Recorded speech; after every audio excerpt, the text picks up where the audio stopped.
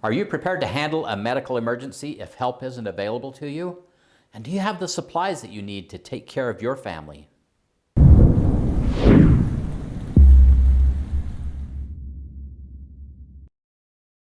Hey, Provident Preppers, I'm Jonathan. And I'm Kylene. Now, last week we talked all about skills, and hopefully you're working on a few new skills and maybe perfecting some of the older skills that you had, your already established skills. And now for Prep Focus week number 12, we're also talking pretty much about skills, some supplies. It's first aid and medical, but your first aid skills and the ability that you have to handle a medical situation when help isn't available is really important. So that's what we're going to focus on for 12. The first thing that we'd like for you to do is to inventory all of your first aid and medical supplies. Make a list of the things that maybe you need that you don't have. Number 2, take a first aid course. First aid and CPR are so important, and one thing that I found when I was in my professional career was we'd take these classes every 2 or 3 years.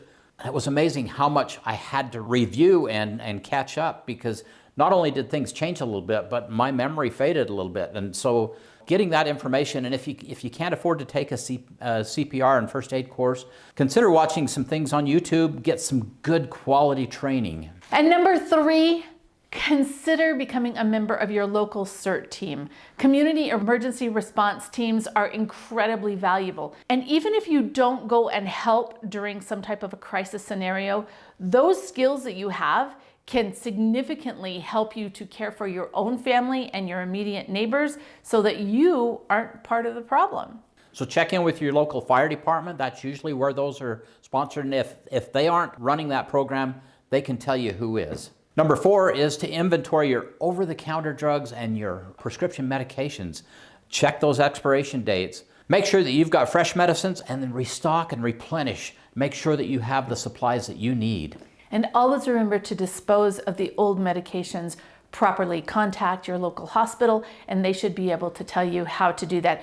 And remember, just because a medication might say that the best if used by date is this date, it may still be good, so do your research. And number 5, if you have medical equipment, do you have a backup power supply so that you can operate that during a power outage? Do you need extra parts or extra tubing? Really think that through if you need medical equipment.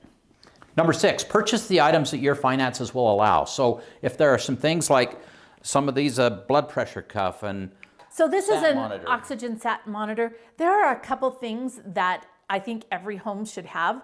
One of them is an O2 sat monitor, because when somebody is really sick, sometimes you can't tell what's really going on. This allows you to see whether or not they're getting enough oxygen. That blood pressure cuff can tell you what their blood pressure is doing.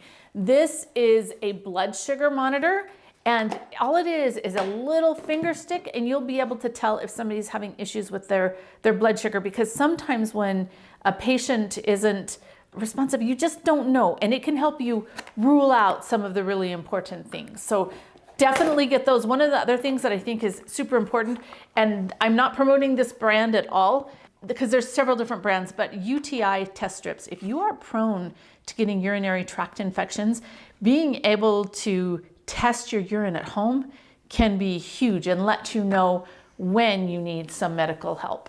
Number 7, organize your supplies. Make sure that you have them organized so that you know where they are, you know what you have, and when you need something quickly, you can find it. Because if you can't find it, it's worse than not having it, because you think you've got it, you know you've got it, but you can't find it. Make sure it's organized and where you can find it. And for us, we stock first aid supplies in all kinds of different locations. This one is actually one that I took off of my 72-hour or my survival kit, because it's small and it's got everything that I might need in there. We have one in the wall with our fire extinguisher.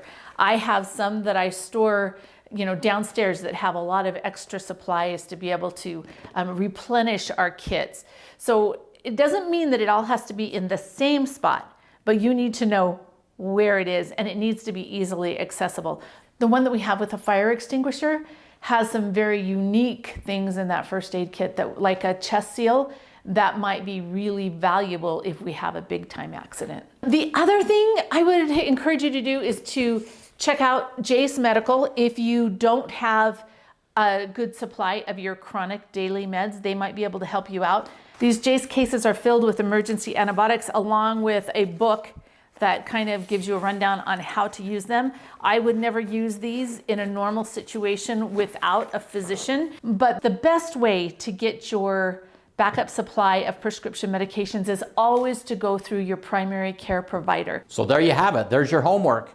Let's take these 7 steps and let's turn this into something that you can be very comfortable that you can handle a medical situation and that you have the medications and the prescription meds that you need to take care of your family. And now for the question of the day. Last week was all about skills, right? Yep. What skills did you work on? And I personally think first aid and CPR medical skills are really important, but what skills do you think are very important? Comment below. And thanks for being part of the solution.